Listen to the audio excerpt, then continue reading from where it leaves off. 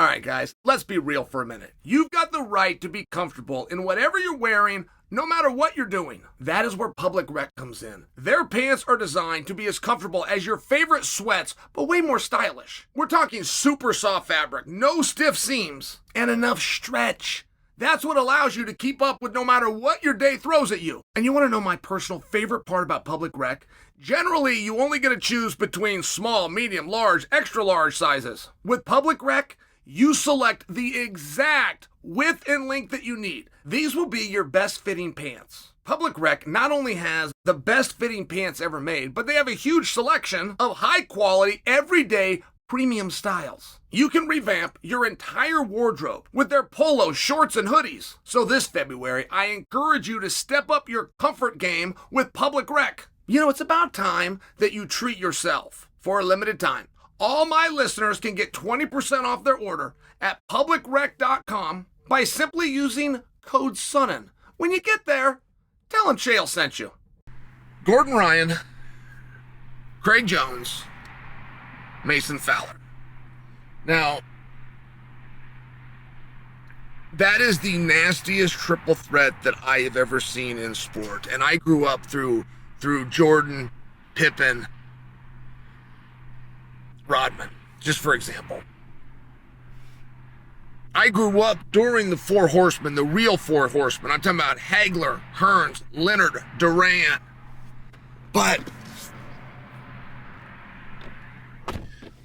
Craig Jones, Mason Fowler, Gordon Ryan. It's very interesting. You know, there really is a fourth henchman there whose name is Nicky Rod. That's not quite the way this story gets told. And I was speaking with Mason.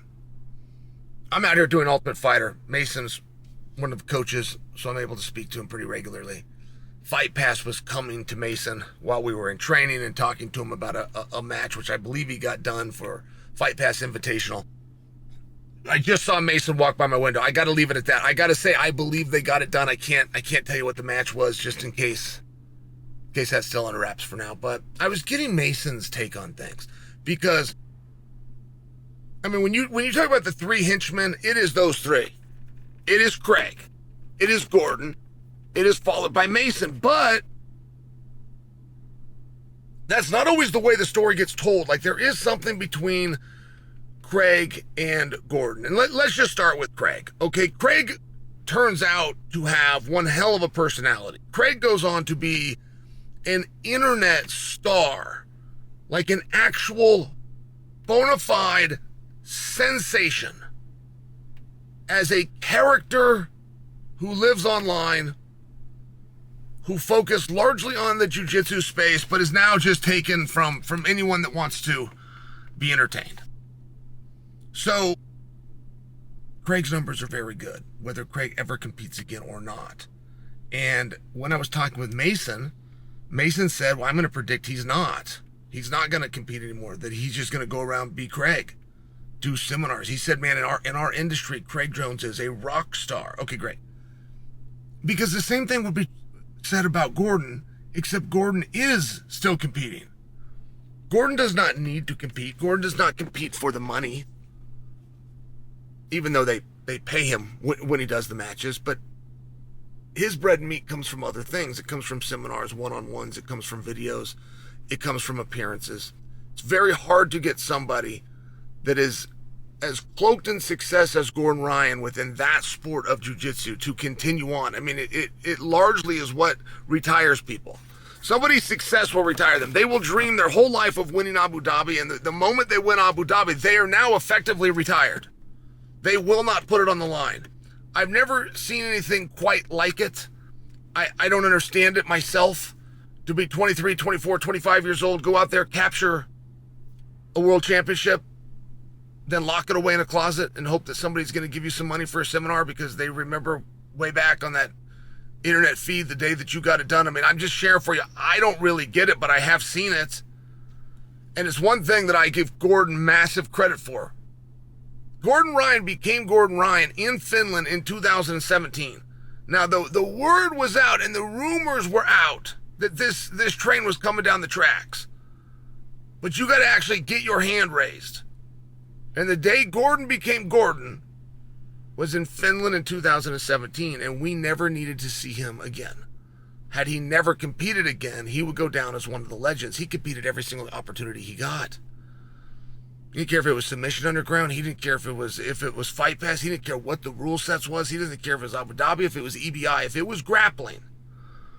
Anything goes, just don't punch him or kick him. Anything goes. You could count on Gordon coming, and you could count on Gordon cleaning house. Oh, hi, son. My son just appeared at the door. That's a little bit creepy.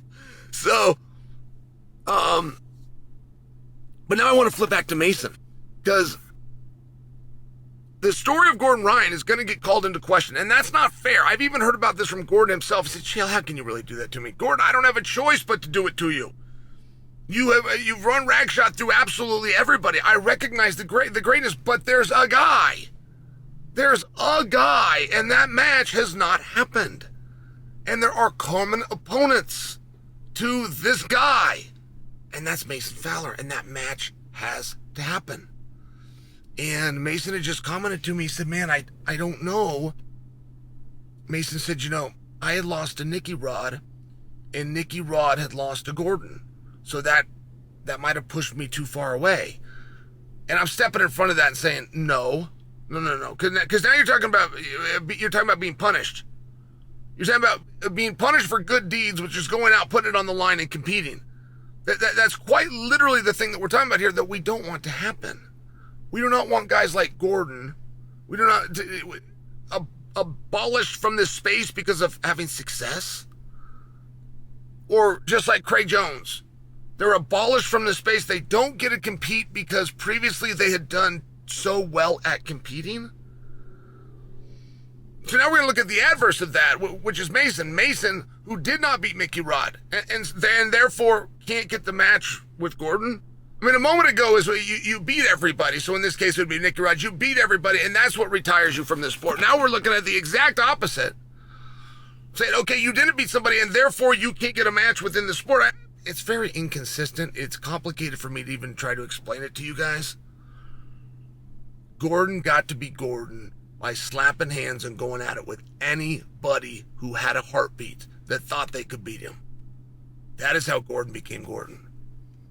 So whoever the matchmakers are, you do need to understand that Gordon's opinion matters. And it might pain Gordon to say, but Gordon will agree with me. And Gordon would like to do the match. And this is just yet another plea by me. I've made a few. We even had the match signed at one point. Gordon's had some stomach issues. There's always a question of, is Gordon going to go on? Is he going to come back? And then when you see him go on and come back, he looks 5 times better than he ever had before. Like, I don't know at what part I need to throw an arm around Gordon and say, hey, man, you had a great career, and, take care of your health versus it's a market and an angle. I really don't know. I get lost on that sometimes.